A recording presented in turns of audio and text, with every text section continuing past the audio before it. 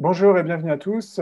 Aujourd'hui, je vais vous présenter une série d'entrevues avec des gens qui sont arrivés au Christ à travers des parcours différents. On va commencer aujourd'hui avec Mélanie, qui a aussi une chaîne YouTube, qui vient du New Age, qui fait des vidéos. Et donc, elle va nous partager son parcours. Et puis, il y aura d'autres vidéos comme celle-ci à l'avenir. Donc, d'abord, Mélanie, merci d'avoir accepté cette invitation. Si tu veux bien nous présenter un petit peu ton parcours, qu'est-ce qui, un petit peu ton parcours, on va dire, idéologique ou religieux avant d'arriver au Christ, qu'est-ce qui t'a amené au New Age? Alors, déjà, il faut savoir que j'ai pas eu d'éducation religieuse particulière. Mes parents m'ont vraiment laissé le choix. Donc, j'ai vraiment grandi sans trop m'intéresser à la religion. Pour moi, la religion, c'était que des dogmes. C'était que pour manipuler les hommes. Donc, je voulais pas trop en entendre parler. Et à côté de chez moi, j'avais un grand-oncle qui faisait du magnétisme, qui utilisait le pendule, qui faisait de la radiesthésie. Et souvent, il nous venait en aide quand on avait des soucis. Il m'a déjà guéri. Enfin, une fois une fièvre. Et au bout d'une heure de 40 ou 41 degrés, puis c'est tombé en une heure. Enfin, il y a eu des guérisons comme ça. Et je voyais que mon grand-oncle avait un certain pouvoir. Et ça me fascinait. Et un jour, alors que je vivais des épreuves familiales assez compliquées, mon grand-oncle m'a mis les deux mains sur ses épaules, puis il m'a dit, tiens bon, Mélanie. Et à ce moment-là, j'ai ressenti un coup de jus des pieds à la tête, en fait. Et à partir de ce moment-là, au fur et à mesure des mois, j'ai commencé à ressentir comme des présences, comme des énergies. Et voilà, donc je me questionnais par rapport à ça. Et d'un autre côté aussi, du côté de la famille de ma mère, il y avait des rêves prémonitoires. J'ai déjà entendu une voix qui m'a évité un accident de voiture. Donc je me rendais bien compte que le monde ne se résumait pas à métro, boulot, dodo, et qu'il y avait quelque chose plus loin. Et je voulais me renseigner. Mais comme pour moi, les religions, c'était que des dogmes, que pour manipuler les gens, je voulais vraiment être libre dans ma recherche. Donc, j'ai commencé à chercher dans les librairies. Donc, ça a commencé. Moi, j'aimais beaucoup. J'avais un attrait pour les anges. Donc, j'ai commencé à lire un livre sur les anges gardiens. Et puis après, j'ai commencé à lire un autre livre sur le magnétisme, comme mon grand-oncle, il en faisait. Et puis, je me suis intéressée à la médiumnité. Et puis, j'ai lu Conversation avec Dieu, par exemple. Et ma conception de Dieu a changé. Enfin, même si j'étais pas vraiment sûre. J'avais prié une fois un Dieu extérieur parce que j'arrivais pas à pardonner quelqu'un de ma famille. Donc j'ai crié à Dieu parce que j'étais en colère contre cette personne et je dis Seigneur, je voudrais Dieu, si tu existes, je voudrais pardonner cette personne qui me fait du mal, mais j'y arrive pas. Et j'ai ressenti une paix. J'ai vraiment revu tous mes souvenirs défiler avec cette personne. Et pour moi, c'était la révélation qu'il y avait un Dieu. Mais à partir du moment où j'ai commencé à lire des livres comme Conversation avec Dieu, ma conception de Dieu a changé. C'était plus un Dieu extérieur, c'était une force. Je l'appelais l'univers, la source. La réincarnation, ça me tentait bien aussi, ça me paraissait logique. Donc j'ai commencé à croire en la réincarnation. Et puis voilà, de fil en aiguille, j'ai commencé à plonger dans la spiritualité, dans ce qu'on appelle le New Age, en fait. Donc au niveau de la pratique, je faisais un peu de magnétisme sur des personnes de ma famille, un peu le pendule, mais j'essayais aussi l'écriture automatique. J'avais un tambour chamanique. Qu'est-ce que j'ai fait? Je me suis intéressée à plein de choses, aussi intellectuellement dans les livres, dans les livres ésotériques, dans tout ce qu'on peut lire. Mais dans ma pratique, en fait, je me sentais frustrée, en fait. C'est comme si j'arrivais pas à atteindre ce que je voulais atteindre. C'est comme si il me manquait quelque chose, en fait. J'avais un espèce de vide. Il me manque quelque chose. Et il y avait plein de belles paroles, plein de belles choses, mais au fond de moi-même, je le reconnaissais pas sur le moment. Mais j'étais frustrée, en fait. Et j'étais toujours en attente de ressenti, de ah, il va se passer quelque chose, parce que il y avait aussi des manifestations dans la maison où j'étais. J'étais chez ma mère à ce moment-là, des objets qui bougent, des bruits. Donc ça m'intriguait, je voulais en savoir plus, j'essayais de dialoguer avec les esprits. Mais voilà, j'arrivais pas, j'étais frustrée sur le moment, j'arrivais pas à avoir tant de résultats que ça. Sur le moment, j'étais frustrée, mais après, j'ai compris que c'était une protection. Et pour moi, voilà, les religions, c'était des dogmes. Donc des gens qui me disaient, non mais c'est dangereux tout ça. Pour moi, je me dis, non mais c'est que des croyances limitantes. Moi, je veux pas d'un Dieu qui me dicte ce que j'ai à faire, je veux être libre. Euh, voilà. Je pense que j'ai un petit peu fait le tour pour tout ce qui est croyance dans le New Age, mais voilà, j'ai essayé les choses les unes après les autres et j'avais plein de théories, moi, par exemple la non-dualité, le fait de vouloir un peu transcender le bien et le mal, dire non mais il n'y a pas de bien et de mal, en fait nous sommes tous un, voilà, toutes ces choses. Et au bout d'un moment, je me rendais compte qu'il y avait comme des paradoxes. Je veux dire, je lisais le journal et je tombais sur un article de personnes qui avaient été torturées, par exemple, et ça collait pas avec ma vision où je me disais, bah non, bah il y a pas de bien et mal en fait. Qu'est-ce qu'il y avait d'autre aussi? Bah, les guides spirituels. Certains encouragent à communiquer avec des guides, alors que attends, j'ai perdu mon fil. Certains encouragent à parler avec des guides, alors que d'autres dans le New Age disent non, mais c'est juste une projection de toi et tout. Alors je me dis, mais finalement, qui sont ces guides? Est-ce que c'est une projection de nous? Est-ce qu'ils existent vraiment? Je veux dire, il y avait plein de belles théories, mais en fait, ça collait. Quand j'essayais de relier tout ensemble, il y avait des trous en fait, ça collait pas. Et j'étais en stage dans un institut de recherche et je me suis liée d'amitié avec une Argentine qui vivait là et qui m'a offert le Nouveau Testament en français. C'est la première fois que je rencontrais donc une chrétienne vraiment qui me parlait de Jésus et qui était chrétienne évangélique. Donc moi, quand on me disait chrétien, dans ma tête, je pensais catholique. Alors je commence à lui parler de Lourdes. Je lui demande si elle a fait des pèlerinages. Elle me dit ah non non non, juste chrétienne, juste Jésus. Bon, ok. Ah, donc, elle m'offre le Nouveau Testament en français.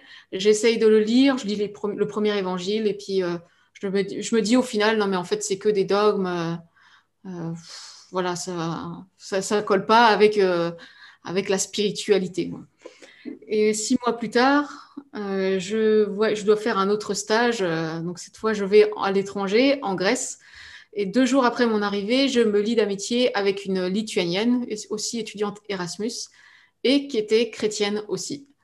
Donc, comme on n'était pas beaucoup de filles dans l'université et pas beaucoup d'étrangères, eh ben on s'est vite liées d'amitié toutes les deux et on s'entraidait dans la vie de tous les jours et on discutait beaucoup. Donc, elle me parlait de Jésus, du seul chemin qui mène à Dieu. Et puis moi, je lui parlais de mes théories, c'est-à-dire nous sommes tous enfants de Dieu. Voilà, elle me disait des choses qui m'énervaient. Par exemple, soit tu es avec Dieu, soit tu n'es pas avec Dieu. Bah, je disais, bah non, enfin, tout le monde est avec Dieu. Elle m'avait aussi raconté l'histoire de la Genèse et moi je trouvais ça profondément injuste que nous, on ait à payer pour le péché d'Adam et Ève. Je me disais, bah, Adam et Ève, ils ont péché, c'est leur problème. Moi, je n'ai pas à payer pour eux. Voilà. Mais il y avait beaucoup de respect et puis on discutait et finalement nos discussions me faisaient un peu réfléchir. Je croyais en la réincarnation, mais je me dis finalement d'où ça vient. Ça vient de l'hindouisme, ça vient du bouddhisme, puis finalement les deux enseignent pas tout à fait la même chose au niveau de la réincarnation. Donc j'ai commencé vraiment à me questionner aussi sur mes propres croyances. Et puis un jour, elle a été dans une église évangélique là-bas en Grèce. Elle était invitée chez une dame de l'église et elle a parlé de moi. Et cette dame de l'église, elle m'a invitée aussi. J'étais touchée par cette invitation parce que bah, j'étais seule à l'étranger. Et puis, j'étais même pas venue à l'église finalement. Et finalement, cette dame, elle m'invite autour d'un bon repas. Et elle venait de perdre son mari 2 mois auparavant. Et à aucun moment, elle me dit, oh, je suis énervée contre Dieu parce qu'il m'a pris mon mari. Elle me dit, non, j'ai la foi. Dieu m'a repris mon mari. Il a un plan. Je n'ai jamais manqué de rien. Puis là, elle a commencé à me raconter des expériences qu'elle a fait avec Dieu. Cette dame, elle avait été missionnaire, donc annoncer l'évangile en Irak, voilà, dans un pays où c'est dangereux. Elle avait vraiment été appelée par le Seigneur. Et j'étais touchée, quoi. Et moi, je me suis dit, mais waouh! Moi, j'ai toutes ces connaissances sur les chakras, les énergies et les esprits, mais je n'ai pas la connaissance, j'ai pas, pardon, pas la connaissance, je n'ai pas la foi que cette dame elle a, j'ai pas la confiance qu'elle a. Elle a quelque chose que j'ai et que moi je n'ai pas. Et j'ai eu la conviction à ce moment-là dans mon cœur que je devais aller à l'église pour juger par moi-même et pour voir ce que cette femme avait et que moi je n'avais pas. Donc la semaine suivante, je décide d'aller me rendre à l'église Et ce jour-là, il y avait des fiançailles entre une Française et un Grec. Donc, il y avait toute une famille française qui était là. Et j'ai pu avoir toute la traduction du culte en français. Et c'est quand même assez fou, quoi. J'étais dans une petite ville en Grèce. Et quand je me suis assise, c'est comme si Dieu me disait, t'as aucune excuse pour dire que tu comprends pas le message, c'est dans ta langue. C'est même pas en anglais, c'est dans ta langue. Et donc, à ce moment-là, donc le message, j'écoute, hein, déjà j'étais touchée par les chants parce que je m'attendais à... Moi, pour moi, l'église, j'avais vraiment la tradition, là, un peu triste quand on va dans les églises pour des enterrements ou pour des mariages. Et là, dans l'église, le piano, la guitare, là, waouh, déjà ça m'a touchée. Et puis après, le message qui était prêché, c'était ne cherchez pas à faire votre volonté, mais la volonté de Dieu. Et ça m'a touchée parce que je me suis dit, bah oui, j'ai cherché partout, j'ai lu plein de choses, j'ai pris plein de croyances qui me plaisaient, mais j'ai jamais demandé son avis à Dieu finalement. J'ai pas demandé, j'ai jamais fait cette prière. Et le message qui était prêché aussi, c'était que la volonté de Dieu, comment on pouvait la connaître grâce à la Bible. Et moi, j'étais pas du tout d'accord avec ça. Mais je me suis dit, bah, je vais prier. Je vais, Seigneur, montre-moi ta volonté, je veux faire ta volonté. Et à la fin, 5 minutes après, il y a un grec qui est venu et qui m'a offert le Nouveau Testament en français. Et pour moi, c'était le pompon, quoi. Je veux dire, 6 mois auparavant, c'était une Argentine qui m'avait offert le Nouveau Testament en France. Là, je pars en Grèce grâce à une Lituanienne. C'est un grec qui vient m'offrir le Nouveau Testament en français. Et, je veux dire, c'est trop gros, quoi. C'est trop gros. C'est plus que, voilà, quand j'étais dans la spiritualité, je regardais les triples chiffres, les 777, les heures miroirs, les 11h11, des trucs comme ça. Mhm. Mais là, c'était un signe beaucoup plus fort pour moi. Et je reçois cet évangile dans le Nouveau Testament dans les mains et je dis, d'accord, Dieu, je vais le lire. Je vais mettre mes clichés, mes idées de côté. Et même si ça ne me plaît pas, je vais le lire. Et donc, j'ai commencé à lire chaque soir, je lisais un petit peu. Et même si je comprenais pas grand-chose aux paraboles, même s'il y avait des choses qui me révoltaient, je ressentais une certaine paix et j'étais contente d'en savoir plus sur Jésus. Parce que j'avais lu, quand j'étais dans la spiritualité, des livres qui nous parlent de Jésus, où on a canalisé Jésus, ou des gens qui font des voyages astraux et qui nous parlent d'un Jésus. Mais celui-là, c'était comme le Jésus officiel, quoi. J'étais contente d'en savoir plus. Et les choses qui me révoltaient, bah, par exemple, c'est à la fin, il y avait le fameux verset préféré des chrétiens, Jean 3,16, car Dieu a tant aimé le monde qu'il a donné son Fils unique, afin que quiconque croit ne périsse pas, mais qu'il ait la vie éternelle. Et moi, rien que de lire Fils unique, ça m'énervait. Parce que, ah ben non, mais on est tous enfants de Dieu. Euh, mais comme j'avais dit à Dieu dans ma prière, d'accord, je vais le lire, et ben je continuais. Ça m'énervait, mais je posais des questions et je continuais. Aussi, par exemple, le verset où Jésus dit, je ne suis pas venu apporter la paix, mais l'épée. Pour moi, c'était quelque chose d'incompréhensible à ce moment-là que j'ai compris après. Mais je continuais, je posais des questions à mon ami de Lituanie. Et chaque semaine, chaque dimanche, j'allais à l'église et on était invités chaque dimanche dans une famille différente. Et donc, j'entendais des témoignages, j'entendais des parcours de vie, des expériences avec Dieu. Et au bout de 3 semaines, voilà, 3 semaines de lecture du Nouveau Testament, puis 3 semaines, 3 dimanches de suite, j'étais chez moi toute seule et je me posais des questions et je me disais, mais en fait, j'essayais de comprendre la vie chrétienne à travers mon filtre de la spiritualité. Et je me disais, mais en fait, ces personnes, elles sont tellement persuadées de leur Jésus qu'elles arrivent à le manifester dans la réalité. Tu vois, je me suis dit, c'est un genre d'égrégore ou un truc comme ça. Mhm.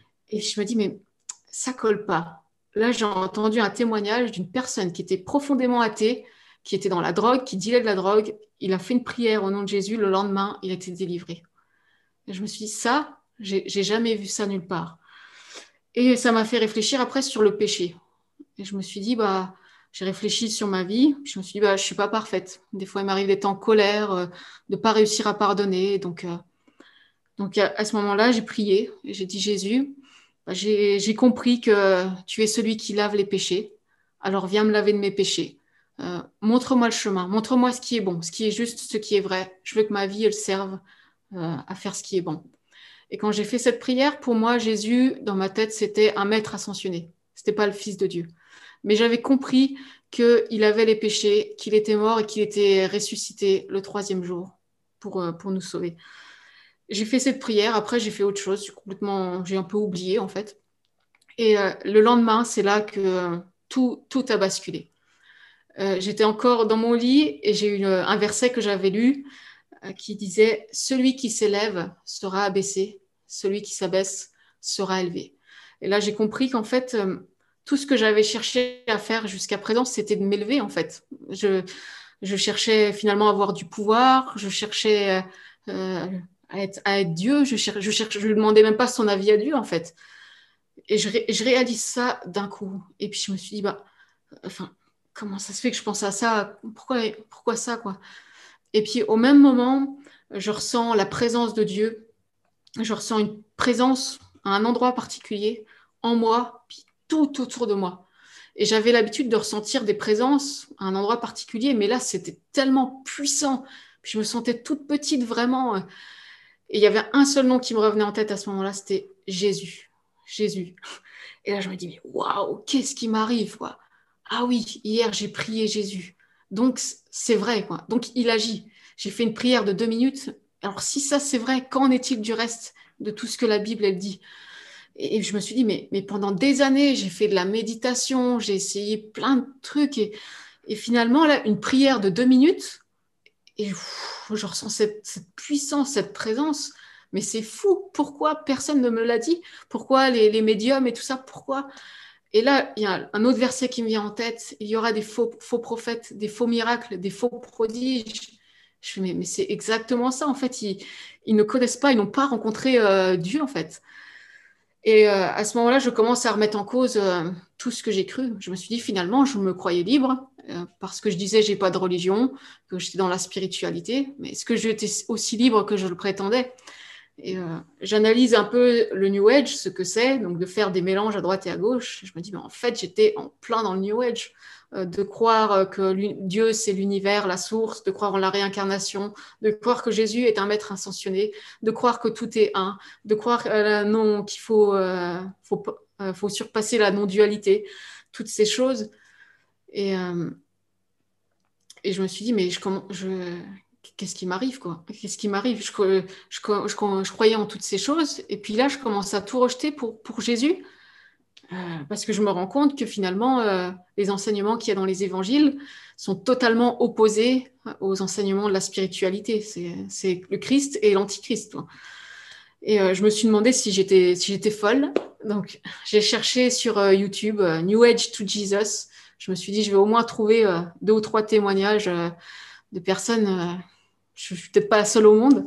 Et là, au lieu de trouver 2 ou 3 témoignages, j'en trouve des centaines et des milliers. Et c'est comme une révélation pour moi. Et la nuit, je me rends compte aussi en écoutant ces témoignages de gens qui ont été beaucoup plus loin que moi qu'il y a réellement des dangers. Et la nuit suivante, je me réveille à 3 heures du matin et avec cette pensée de l'histoire du Jardin d'Éden. Comme je disais tout à l'heure, pourquoi moi je serais coupable? Le péché, c'est Adam et Ève, hein. Pourquoi moi je suis déclarée coupable? Et là, je me rends compte les paroles du serpent quand il dit Dieu a-t-il vraiment dit? Bah, moi, dans la spiritualité, dans le New Age, on doute que Dieu ait parlé. Dans la Bible, on dit que Dieu puisse nous parler. Le serpent dit vous ne mourrez pas. Et nous, dans la New Age, la spiritualité, on croit en la réincarnation. Finalement, on ne meurt pas, il n'y a pas de séparation éternelle avec Dieu. Le serpent dit vous serez comme des dieux. La spiritualité nous dit vous êtes divin, vous êtes un. Et quatrième et dernière chose, vous aurez la connaissance du bien et du mal. Vouloir transcender la non-dualité, vouloir avoir plein de connaissances sur les chakras et les énergies. Et là, je réalise, le serpent de la Genèse, c'est le même qu'il y a derrière le New Age et la spiritualité moderne. J'ai péché. Comme je suis tombée dans le même panneau qu'Ève, j'ai péché. Et à partir de là, je continue mes recherches. Je me renseigne aussi. Je découvre Elena Blavatsky. Je découvre la société théosophique. Je découvre comment elle glorifiait le diable. C'est la mère du mouvement New Age, celle qui a enseigné que Jésus était un maître ascensionné. Je découvre que voilà, elle glorifiait le diable, elle glorifiait Satan dans ses écrits. Elle avait un magazine qui s'appelait Lucifer. Je découvre Aleister Crowley, qui a amené les tarots divinatoires, qui qui a amené le yoga beaucoup en Europe, puis aux États-Unis. Puis je découvre Anton LaVey, le fondateur de l'Église de Satan, qui lui disait tous ces livres New Age sur les pierres, sur les énergies, tout ça appartient au diable. Les New Agers l'utilisent pour leur propre but hypocrite, mais qu'ils rendent ça au diable car cela appartient au diable. Et donc je me rends compte là à ce moment-là, effectivement, soit on est avec Dieu, soit on est contre Dieu et on est avec les démons. Donc là, vraiment, je me mets à genoux et je dis à Dieu, Seigneur, je renonce au magnétisme, je renonce à chercher mon passé, mon présent, mes vies. C'est toi qui as ma vie entre tes mains. À partir de maintenant, je te fais confiance. Je n'essaye plus moi-même de contrôler les choses. Je crois en toi. C'était un lâcher-prise en même temps. Et je respirais mieux, je me sentais libre. Ça m'a choqué de voir tout ça, mais d'un autre côté, j'étais libérée, quoi. Comme Jésus dit, là, vous connaîtrez la vérité et la vérité vous rendra libre. Et je me repens devant Dieu, je le suis, je dis, je te suis maintenant à 100%. Et après avoir fait cette prière, j'ai reçu vraiment l'amour de Dieu qui me disait, je t'aime, ma fille. Et voilà. Et là, j'ai commencé donc à marcher avec Dieu. Et donc là, ça fait 3 ans et demi. Eh ben, très beau témoignage. C'était intéressant.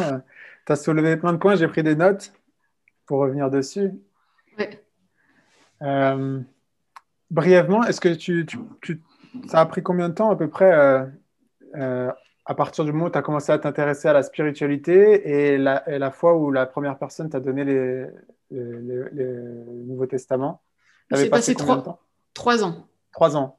3 ans. Ouais. Ce qui est intéressant, c'est que toi, tu n'avais pas verbalisé, tu ne savais pas que tu étais dans le New Age, en fait. Non, oui. C'est venu après, Pour, quoi. ouais, pour moi, le New Age, c'était les gens qui sont perchés, les gens qui croient en tout bêtement. Et je Mm. pense que beaucoup de gens qui sont dans le New Age l'ignorent, en fait. Et se Ouais. disent, ah bah, ceux qui sont dans le New Age, ils croient ceci, cela. Moi, je n'y crois pas, donc c'est bon, je suis pas dans le New Age. Mais on Mm. se rend pas compte que le piège, en fait, c'est justement de piocher à droite à gauche et qu'on est dedans. Ouais, un syncrétisme de Ouais. tout un tas de choses. Ouais. Mm. Euh, il y avait deux choses que tu as notées qui sont importantes, je pense. L'aspect, donc le non-dualisme, donc ça, c'est la philosophie dans le New Age qui est, il n'y a pas de bien ni de mal, en fait. Et l'exemple que tu as donné de la torture, ça aussi, je Mm. pense que ça peut être un bon déclencheur pour les gens de réfléchir sur s'ils sont encore dans le New Age. S'il y a de la torture et qu'on est Dieu, alors ça veut dire que Dieu est un Dieu masochiste au final, parce qu'il y a des gens qui décideraient de se torturer eux-mêmes. Donc ça, Mm. je pense que c'est un bon point pour les gens. Et après, il y a la question d'Adam et Ève. Pourquoi est-ce que je paierais les fautes de mes ancêtres? Mais ça fonctionne exactement de la même manière ici. Si par exemple, une femme commet un meurtre, mais qu'elle est enceinte, Mm. elle se retrouve dans une prison. Le bébé, il est dans les conditions de sa mère, il n'a rien demandé, pourtant, c'est ce qui arrive. Donc, Mm. c'est comme ça que ça fonctionne chez les humains. C'est aussi une façon de comprendre que tout est lié, en fait. On est lié à nos ancêtres. Et Adam et Ève ont péché, on paye les circonstances, quoi. Euh, Après, qu'est-ce que tu avais dit que je voulais te poser comme question? Euh, Juger par moi-même. J'ai noté, mais je ne me rappelle plus à quoi ça faisait référence. Par rapport à la première fois où j'étais à l'église, parce que j'avais des clichés sur l'église et je me suis dit, je vais voilà, juger par moi-même. Je pense que c'est là que je l'ai dit. Ouais, Ouais. ouais, c'est ça, ouais, je pense. Oui, c'est ça. Quand tu disais que voilà, tu voulais faire ta volonté et pas sa volonté, et ça aussi, c'est le gros truc du New Age, c'est que bah, on est responsable et en fait, on fait un peu ce qu'on veut. Je vais prendre les pratiques qui me plaisent, je vais prendre la philosophie qui me plaît, et en fait, on est le dieu de notre propre vie, quoi. Ça aussi. Et ce que je trouvais intéressant dans la façon dont tu verbalises ton témoignage, c'est que tu as vraiment pris conscience qu'en fait, tu avais fait le même péché qu'Adam et Ève, enfin, qu'on fait tous, en tout cas ceux qui sont dans le New Age, de, euh, de faire exactement les mêmes trucs, de croire qu'on ne mourra pas, de croire qu'on aura accès à la connaissance. Et je trouve ça bien la manière dont tu l'as verbalisé.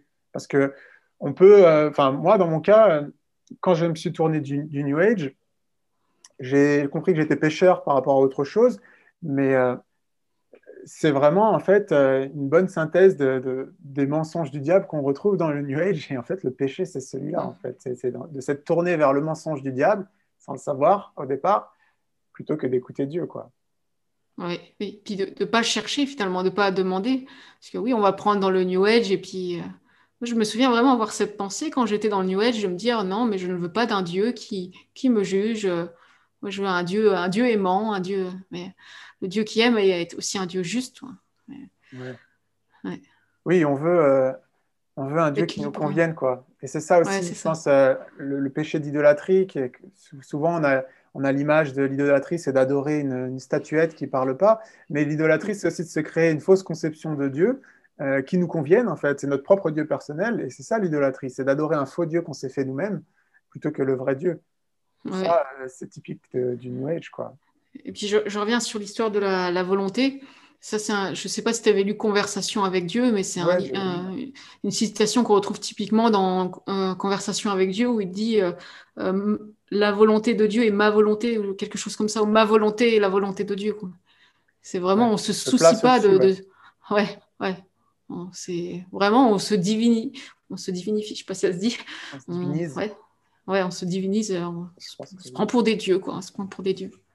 Ouais, mais ce livre, c'est drôle parce que ce livre, Conversation avec Dieu de Neil Donald Walsh, c'est quelque chose qui revient souvent dans les commentaires. Quand les gens me voient comme un bigot chrétien, souvent ils me disent, ah, mais tu connais rien, tu devrais lire Conversation avec Dieu.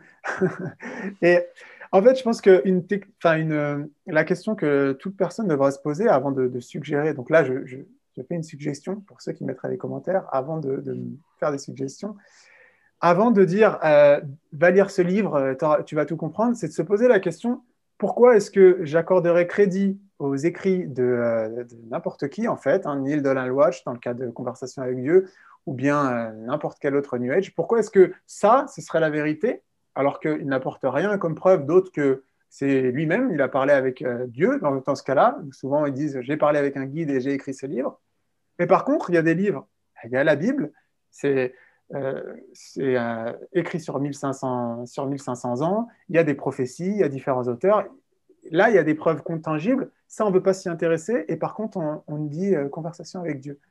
Donc ça, je pense que c'est un point que les gens, ils n'ont pas tendance à faire attention à ça, mais c'est un point important. Ouais, je pense qu'il y a autre chose, c'est que la Bible, à notre époque, c'est pas facilement accessible. Enfin, je me souviens la première fois que j'ai lu le Nouveau Testament, il y a les pharisiens, il y a les scribes, il y a l'époque. Moi, j'avais du mal à comprendre au début, et il y a un effort à faire aussi de recherche. Qui sont les pharisiens? Comment ça se passe culturellement? Des choses qui nous paraissent vraiment absurdes pour nous, mais qui étaient normales pour l'époque. Aussi, ça dépend quelle traduction on va prendre de la Bible. Donc, c'est vrai qu'il vaut mieux prendre une traduction peut-être accessible au début, mais quand on commence avec une traduction vraiment littérale, c'est difficile à rentrer. Et puis, bah, une deuxième chose, c'est l'Esprit de Dieu, quoi. Et, c'est vrai que la vie chrétienne, c'est pas seulement des dogmes. Il y a la dimension, donc le Saint-Esprit qui est. Moi, j'avais beaucoup de mal avec ça quand je suis devenue chrétienne. Pour moi, le Saint-Esprit, ça m'évoquait rien du tout. Je connaissais la fameuse formule au nom du Père, du Fils, du Saint-Esprit. Et pour moi, on rajoutait le Saint-Esprit pour faire cool, quoi, comme une bonne citation. Et quand je lisais Esprit dans la Bible, floup, c'est comme si je passais par-dessus. Et au fur et à mesure de ma vie chrétienne, bah, je me suis rendu compte, bah, l'Esprit de Dieu, c'est lui qui nous révèle Dieu, en fait. Parce que nous, êtres humains, on est coupés de Dieu. Dieu est le royaume de Dieu n'est pas de ce monde. Et on a besoin de l'Esprit de Dieu pour comprendre la Bible, pour la réaliser, et aussi pour réaliser qui est Jésus. Donc j'ai témoigné tout à l'heure, j'ai dit, bah voilà, j'ai ressenti la présence de Dieu, j'ai ressenti ceci, cela. Pour être plus correct, je peux dire, c'est le Saint-Esprit qui est rentré en moi et qui m'a fait ressentir, qui m'a témoigné la vérité, l'identité de Jésus-Christ, qui m'a levé le voile sur toutes ces pratiques. Et oui, il y a une dimension vraiment spirituelle du Saint-Esprit. Et il faut se méfier aussi dans le New Age parce que des fois on entend que bah, la Kundalini c'est la même chose que le Saint-Esprit, alors que non, pas du tout en fait. Ouais. Ben, c'est le serpent, une autre forme Ouais, de serpent. c'est ça, c'est ça. C'est un Ouais, esprit, mais c'est pas le même. C'est pas l'esprit de Dieu. ouais, ouais, exactement. Ouais. Euh, Donc, tu as fait une chaîne YouTube aussi, du coup, il y a des traductions. Donc, j'ai posté récemment, Oui, j'ai reposté une vidéo que tu avais traduite, là, il y a 2 jours, là, c'est la conversion de Doreen Virtue. Donc, je mettrai la description dans la vidéo pour les gens qui s'intéressent. Il y a pas mal de traductions intéressantes. Puis, il y a tes propres vidéos aussi qui expliquent pas mal de choses. Donc, pardon, c'est un contenu que je suggère à tout le monde, surtout ceux qui cherchent à convaincre aussi leur entourage du New Age, parce qu'il y a beaucoup de gens, je sais, qui m'écrivent et qui ont des proches qui sont encore là-dedans. Donc, je pense que sur la chaîne de Mélanie, vous trouverez aussi du contenu qui pourra vous aider à convaincre votre entourage. oui. Euh, ouais, dis-moi. Bah, je voulais juste présenter rapidement. Ouais, vas-y, Donc, ouais. ma chaîne s'appelle Mel Spiritualité de la Bible parce que bah, j'étais en recherche de spiritualité et finalement j'ai découvert que la Bible, c'était pas juste un vieux livre poussiéreux rempli de dogmes, mais qu'il y avait vraiment une spiritualité qui est en fait la relation avec notre Créateur, avec le Père Céleste. Voilà. Amen. Dernière chose, donc tu fais un travail un peu d'évangélisation aussi à travers ta chaîne. Est-ce que dans la vie de tous les jours, comment est-ce que toi tu vis comment est-ce que tu partages la parole aux autres dans ton entourage? Alors, dans mon entourage, bah, je pense Si que tu le ça va fais, être attends. d'abord déjà par des actes. Je me suis rendu compte que finalement, l'amour, c'est pas avoir forcément des sentiments, mais c'est agir pour les personnes, être à l'écoute. Quand j'ai une occasion, en fait, de parler de Jésus, de parler de Dieu, je le fais. J'attends vraiment d'être conduit bah, par l'Esprit de Dieu. J'ai eu l'occasion de témoigner déjà avec ma famille. Et je n'essaye pas d'arriver comme une brute, entre guillemets. Et j'attends d'avoir l'opportunité. Et donc, c'est plus avec ma famille, donc petit à petit, des fois au travers d'une discussion. Et je trouve que c'est pas forcément facile. Y a pas, c'est des cas, ça dépend des cas. Mm. Voilà, il y a des gens qui ont la facilité, je sais autour de moi, des chrétiens qui témoignent dans les rues et tout ça. Moi, j'ai essayé ça, mais j'ai vraiment du mal. J'arrive mieux à partager quand je suis en confiance avec la personne, quand je connais, et puis au détour d'une discussion, je peux témoigner. Et, j'ai pu témoigner beaucoup aux gens qui me connaissaient avant, parce que bah, j'ai rencontré Jésus quand j'étais en Grèce, donc je suis partie 4 mois et demi à l'étranger, et ma transformation était flagrante. Il y avait un avant et un après. Dans mon visage, dans ma joie, dans ma paix. Et je suis quelqu'un d'assez angoissé à la base. Et plus les années passent, plus je suis détendue. Aussi, j'étais un peu garçon manqué dans mon style, avec les cheveux très courts. Donc là, commencé à me laisser pousser les cheveux.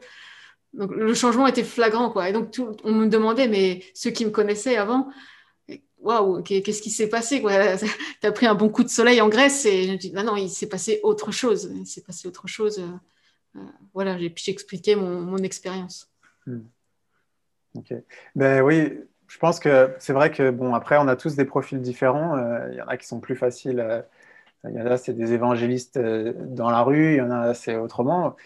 Mais c'est vrai que c'est magique aussi, juste le fait de donner une Bible ou un Nouveau Testament, parce que bon, toi, tu viens de nous dire qu'en fait, il y a quelqu'un, juste en te donnant un livre, parfois, il y a quelqu'un qui est qui est dans le cheminement, et le fait de recevoir un livre ou un tract ou peu importe, ça va répondre à un questionnement intérieur, et juste le fait de faire cet acte-là, ça peut avoir des répercussions importantes. Il y a, par exemple, il y a des gens qui sont devenus des évangélistes des apologétistes très connus qui ont écrit des livres, etc., qui étaient dans leur recherche. Et puis un jour, quelqu'un leur a donné une Bible comme ça, et hop, ça a transformé leur vie. Et puis ces personnes-là Mm. ont transformé la vie d'autres. Donc je pense qu'il faut, même si on n'est pas forcément très à l'aise de parler avec les gens et quoi, euh, de partager ou juste de le dire, ça peut avoir un impact quand même. Et, mais bon, c'est vrai que dans le contexte actuel, avec en plus les masques, la distanciation, etc., ça freine un peu ce travail-là. Mais Ouais. bon, comme tu as dit, l'aspect relationnel aussi est très important parce que si on est en confiance avec une personne et que eh ben, elle va nous écouter aussi, elle va entendre notre point de vue. Alors que dans la rue, c'est très compliqué, on ne sait pas à qui on a affaire, il y a des gens qui veulent rien entendre, etc. Donc, Oui. Et je pense que Dieu nous envoie là où il l'a décidé. Et pour moi, bah, c'est la chaîne YouTube, hein, ça, comme je te l'ai dit, enfin, tout à l'heure, on en discutait. Mhm. D'abord, j'ai eu à cœur de traduire Dorine Virtue. Après, j'ai commencé à avoir dans mon cœur l'idée de partager mes propres vidéos, mon propre contenu via YouTube. Et pour moi, c'est ma façon numéro un de toucher les gens. Parce que les gens qui sont dans la spiritualité, en fait, voilà, nous on dit qu'il y a des démons derrière et tout ça, que c'est mal, mais les gens en eux-mêmes, ils n'ont pas conscience, ils n'ont pas envie de faire du mal. Certains, ils ont juste soif de quelque chose de plus, en fait. Et finalement, la Bible répond à toutes ces questions par rapport au lâcher-prise, par rapport à oui, une relation avec Dieu, enfin, quelque chose d'unique. Et, pour moi, voilà, mon premier moyen d'évangélisation, c'est ma chaîne YouTube, quoi. Et c'est en tout cas là que je me sens le plus impliquée. Après, voilà, dans ma vie de tous les jours, je, je me laisse conduire, on va dire. D'accord. Eh ben, sur ces sages paroles, je pense on va finir ici. Eh ben, merci à toi, Mélanie. Merci à tous ceux qui nous ont écoutés. Et à la prochaine. Au revoir, à Au revoir. bientôt.